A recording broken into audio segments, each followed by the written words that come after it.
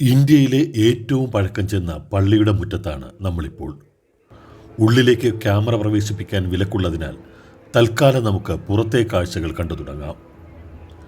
ഇതാണ് ഓൾഡ് ഗോവയിലെ Bom Jesus Basilica. 1594 Bom Jesus ബസിലിക്കയുടെ നിർമ്മാണം പൂർത്തിയായത്. ബോം ജീസസ് എന്ന വാക്കിനർത്ഥം ഉണ്ണിയേശു എന്നാണ്. റോമൻ ബസിലിക്ക പോലെ പണിതിരിക്കുന്ന ക്രിസ്ത്യൻ പള്ളികൾക്കോ കത്തീഡ്രലിനോ നൽകുന്ന പേരാണ് ബസിലിക്ക. സാധാരണ ഒരു ബസിലിക്കയിൽ വളരെ പ്രധാനപ്പെട്ട മതപരമായ തിരുശേഷിപ്പുകൾ കാണാൻ സാധിക്കാറുണ്ട്.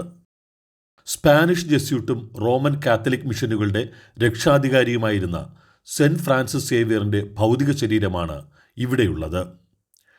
1552 ഡിസംബർ 3 അന്തരിച്ച വിശുദ്ധ ഫ്രാൻസിസ് സേവ്യറിനെ 1553 ഗോവയിലേക്ക് കൊണ്ടുവരുന്നത്.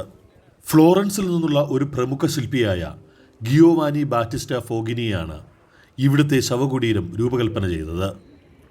വെള്ളിപ്പേടകത്തിലാണ് ശരീരം സൂക്ഷിച്ചിരിക്കുന്നത്. ഓരോ 10 വർഷത്തിലും വിശുദ്ധ ഫ്രാൻസിസ് സേവ്യറിൻ്റെ ചരമവാർഷികത്തിൽ അദ്ദേഹത്തിൻ്റെ തിരുശേഷിപ്പുകൾ പൊതുജനങ്ങൾക്കായി പ്രദർശിപ്പിക്കും. ഇന്നും അധികം കേടുപാടുകളൊന്നുമില്ലാതെയാണ് ഫ്രാൻസിസ് സേവ്യറിൻ്റെ ഭൗതിക ശരീരം നിലനിൽക്കുന്നത്.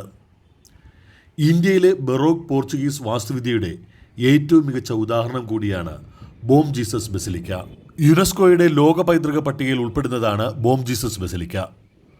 പനജിയിൽ നിന്ന് 12 കിലോമീറ്റർ അകലെയാണ് ബോം ജീസസ് ബസിലിക്ക സ്ഥിതി ചെയ്യുന്നത്. ഏഷ്യയിലെ തന്നെ വലിപ്പമേറിയ കത്തീഡ്രലുകളൊന്നായ സേ കത്തീഡ്രൽ ബോം ജീസസ് ബസിലിക്കയുടെ സമീപത്ത് സ്ഥിതി ചെയ്യുന്നു.